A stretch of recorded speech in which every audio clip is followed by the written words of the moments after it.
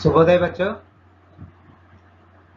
आज हम उपवाचक पाठ दो कलाकार के उपवाचक सेकंड लेसन है। उपवाचक का दो कलाकार राइटर मनु भंडारी जी हैं। ये है मनु भंडारी जी का तस्वीर। बहुत ही अच्छा पाठ है, ध्यान से सुनिए। इस पाठ को मैंने दो भाग में डिवाइड किया है, पार्ट 1 पार्ट 2 में, क्योंकि बहुत ही बड़ा पाठ है, इसलिए दोनों पाठ को देखना बहुत ही जरूरी है। दो कलाकार, पाठ का नाम दो कलाकार मैंने दो टू और कलाकार का आर्टिस्ट, दो कलाकार ए रूनी उठ और चादर खींचकर चित्रा ने सोती हुई अरुणा को झकझोर कर उठा दिया। ए रूनी उठ, रूनी जो है शॉर्ट नेम है इसका अरुणा का। अरुणा को प्यार से रूनी कर कर बुलाती है चित्रा। तो यहाँ हमें यह समझ में आ रहा है कि यहाँ दो लड़कियां हैं, एक चित्रा और एक अरुणा। चित्रा जो है सोती हुई अरुणा सो रही थी, झकझोर कर उठा दिया। मैंने सोई हुई जो थी अरुणा उसे मैंने हिलाया, हाथ लगाकर उठाकर, अरे क्या है, आंख मलते हुए तनिक खिजलाहट भरे स्वर में अरुणा ने पूछा। अरुणा बोलती, अरे क्या है, आंख मलते हुए। चित्रा उसका हाथ पकड़कर खींचती हुई ले गई और बोली, देख मेरा चित्र पूरा हो गया है।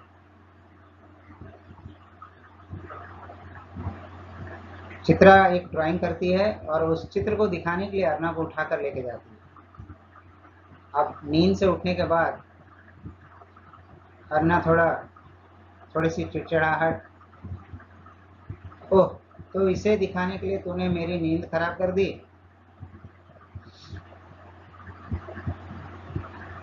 अरे जरा इस चित्र को तो देख, ना पा गई पहला इनाम तो नाम बदल देना। यहाँ चित्र दिखा रही है कि इस चित्र को देखो, फर्स्ट प्राइज अगर ना मिली तो मेरा नाम बदल देना। चित्र को चारों ओर घुमाती हुई अरुणा बोली, किधर से देखूं या तो बता दे। From which side I have to see this picture? Please tell me. हजार बार तुझसे कहा कि जिसका चित्र बनाए उसका नाम लिख दिया कर, जिससे गलतफहमी ना हुआ करे, वरना तू बनाए हाथी ही और मैं समझे उल्लू। तस्वीर पर आंखें गड़ाती हुई बोली, इस पिक्चर को देखती हुई बोली, किसी तरह नहीं समझ पा रही हूँ आखिर यह किस जीव का चित्र है, तस्वीर है। तब चित्रा बोलती, तो आपको यह कोई जीव नजर आ रहा है? जरा अच्छी तरह देख और समझने की कोशिश कर। अर्नब, अरे यह क्या, इसमें तो सड़क, आदमी, ट्रैम, बस, मोटर और मकान सब एक दूसरे पर चढ़ रहे हैं। इस पेपर के ऊपर देखिए, यहाँ कार है, ऊपर ट्रैम है, रोड है, मकान है, इस तरह एक दूसरे के ऊपर चढ़ रहा है। इस तरह मजाक में बोलती है, मानो सबकी खिचड़ी पका कर रख दी हो, क्या घनचक्कर बनाया है। यह कहकर अरुणा ने चित्र रख दिया। जरा सोचकर बता कि यह किसका प्रतीक है, चित्रा ने बोला।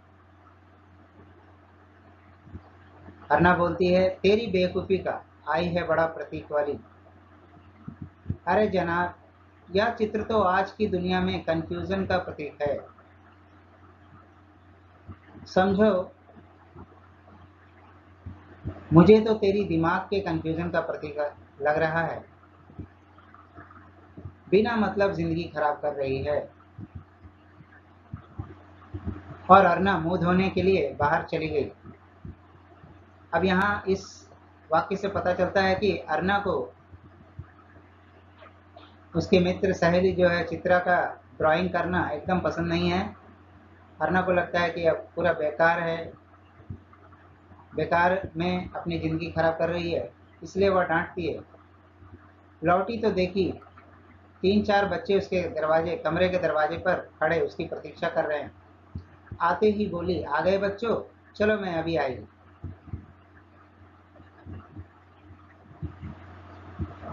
चित्रा को मौका मिला, बोलती है, क्या यह बंदर पाल रखी है तूने? फिर जरा हंसकर चित्रा बोली, एक दिन तेरी पाठशाला का चित्र बनाना होगा।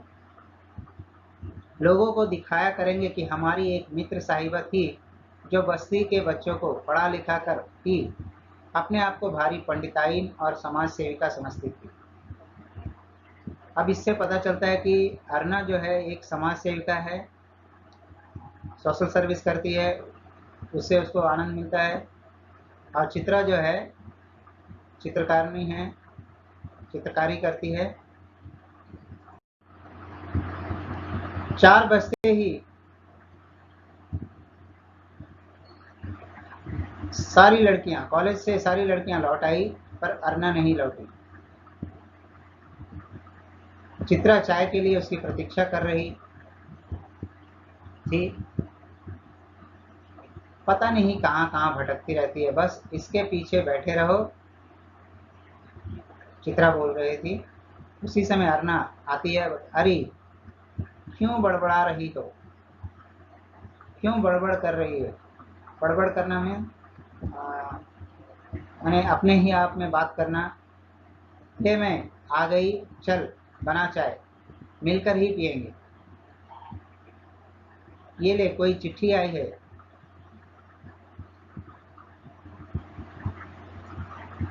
अर्ना लिफाफा फाड़कर पत्र पढ़ने लगी। जब उसका पत्र समाप्त हो गया तो चाय पीते पीते चित्रा बोली, आज पिताजी का पत्र आया है। लिखा है, जैसे ही यहाँ कोर्स समाप्त हो जाए मैं विदेश जा सकती हूँ। मैं तो जानती थी कि पिताजी कभी मना नहीं करेंगे। चित्रा जो है आगे अपने कला विकसित करने के लिए, डेवलप करने के लिए विदेश जाना चाहती है। उस समय अर्ना बोलती है, हाँ भाई, धनी पिता की इकलौती बिटिया ठहरी, तेरी इच्छा भी कभी खाली जा सकती है। पर सच कहती हूँ, मुझे तो सारी कला इतनी निरर्थक लगती है, इतनी बेमतलब लगती है कि बता नहीं सकती। किस काम की ऐसी कला जो आदमी को आदमी ना रहने दे? अर्ना आवेश में आकर बोली। अर्ना आवेश में, गुस्से में बोलती है कि ड्राइंग करने से क्या फायदा है, क्या लाभ है? ड्राइंग करके क्या फायदा होता है? और ऐसी कला है जिसमें आदमी को आदमी ना रहने देती है। तब चित्रा पूछती है कि तो तुम मुझे आदमी नहीं समझती क्यों? तब अर्ना बोलती है, तुझे दुनिया से कोई मतलब नहीं, दूसरों से कोई मतलब नहीं, बस 24 घंटे अपने रंगों और तूलियों में डूबी रहती है। रंग माने कलर्स और तूलिया माने ब्रश होता है।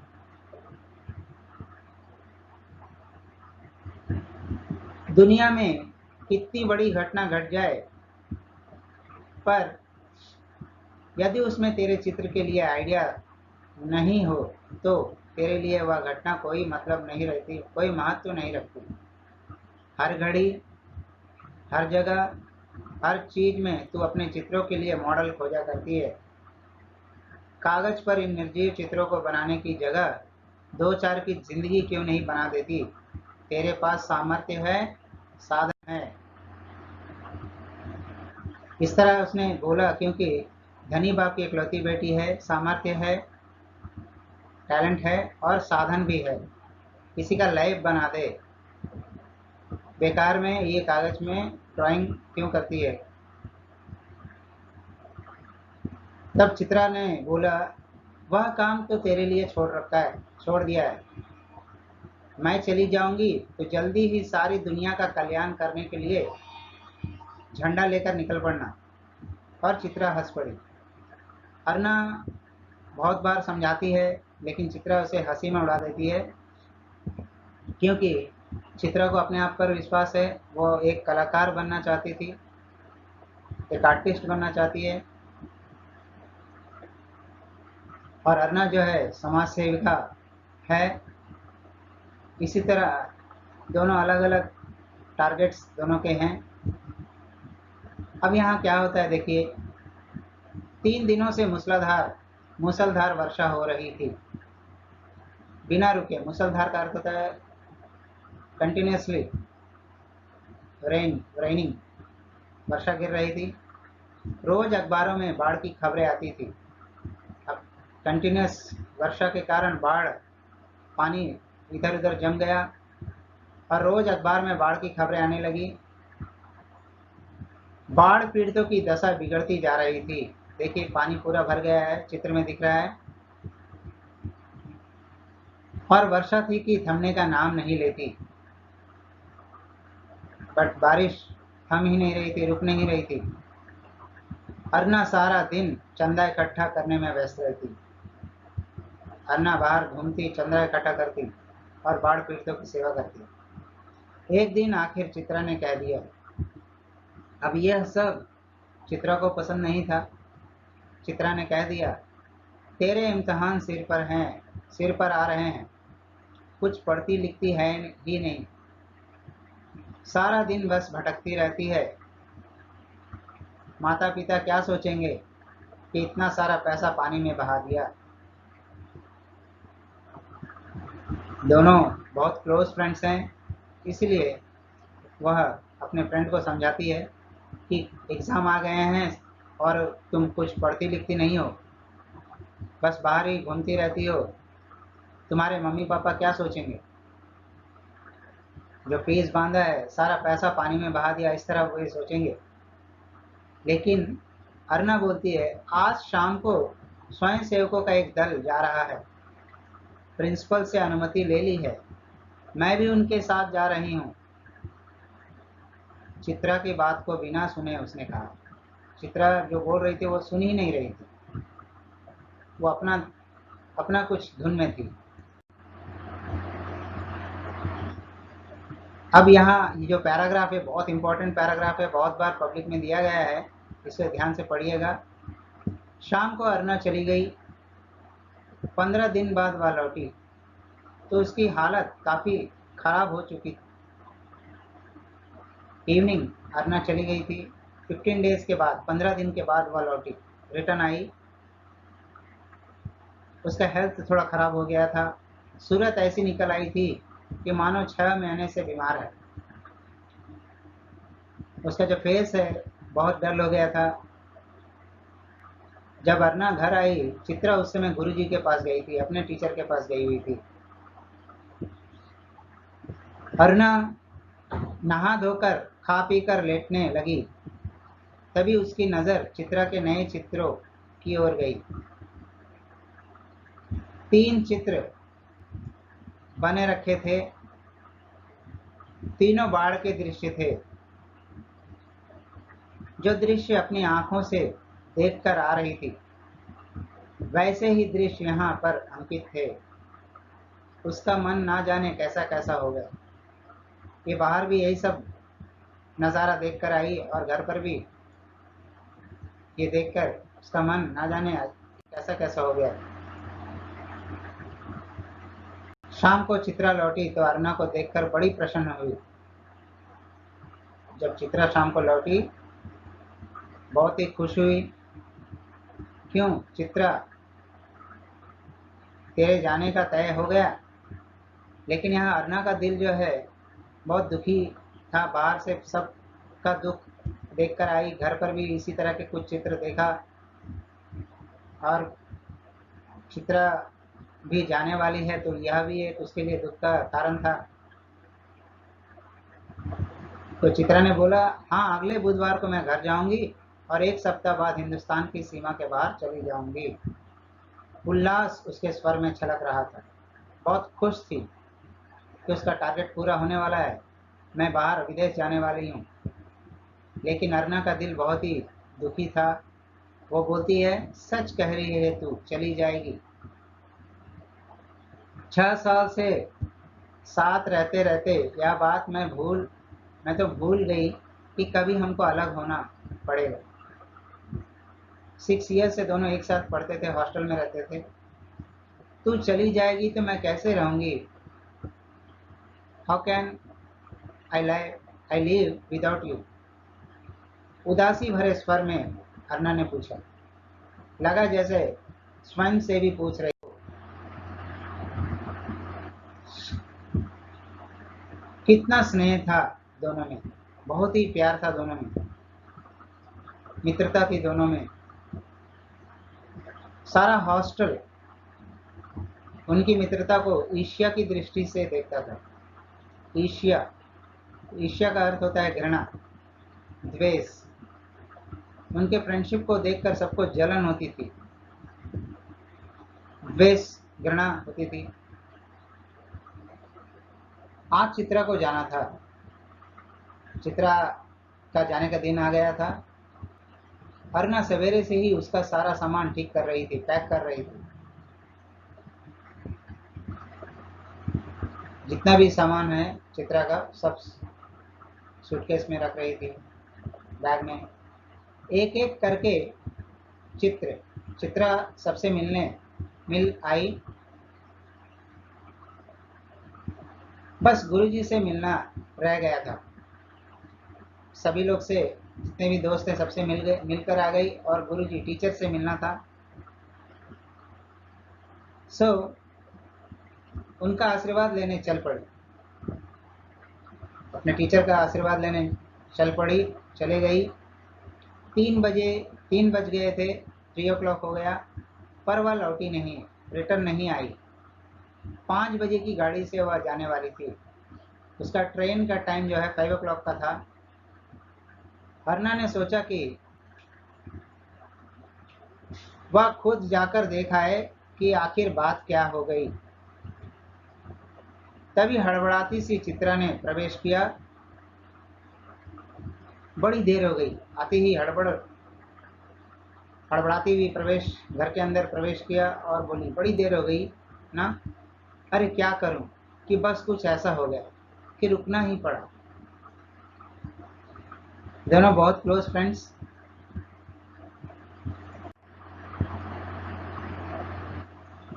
अब अरुणा ने पूछा, आखिर क्या हो गया ऐसा जो रुकना ही पड़ा? सुने तो 2-3 कंठ एक साथ बोले। उसके 2-3 फ्रेंड्स भी आए हुए थे। सभी लोग ने पूछा, क्या हो गया ऐसे? तब उसने बोला, गर्ग स्टोर के सामने पेड़ के नीचे अक्सर एक भिखारिन रहा करती थी, एक बेगर रहा करती थी ना। लौटी तो देखा कि वह गुजर गई, वह मर गई और उसके दोनों बच्चे उसके सूखे शरीर से चिपककर बुरी तरह रो रहे थे। उसके जो बच्चे हैं बुरी तरह रो रहे थे। जाने क्या था पूरे दृश्य में कि मैं अपने आप को रोक नहीं सकी। एक रफ सा स्केच बना ही डाला, बस इसी में देर हो गई। वहाँ एक भिखारिन मर गई थी, उसके बच्चे रो रहे थे। वो सारा दृश्य का चित्रा ने एक स्केच बनाकर लेकर आ गई। 4:30 बजे चित्रा हॉस्टल के फाटक पर आ गई। फाटक का अर्थ होता है गेट। पर तब तक अरुणा का कहीं पता नहीं था। बहुत सारी लड़कियां ने उसे छोड़ने स्टेशन तक भी गई। हॉस्टल की लड़कियां, बहुत दूसरे मित्र जो थे, सहेलियां थी, वे स्टेशन तक छोड़ने आए। पर चित्रा की आंखें बराबर अरुणा को ढूंढ रही थी। चित्रा की आंखें जो है अरुणा के लिए ढूंढ रही थी। 5 भी बज गए, 5 o'clock हो गया, रेल चल पड़ी, रेलगाड़ी स्टार्ट हुआ, पर अर्ना ना आई, सो ना आई। अर्ना नहीं आई स्टेशन में। वो देख रही थी चारों ओर, अर्ना का कोई नामो निशान नहीं, कहीं पता नहीं। यहाँ हम पार्ट 1 समाप्त करते हैं बच्चों। पार्ट 2 में इसका आगे का स्टोरी जो कहानी है देखेंगे। धन्यवाद।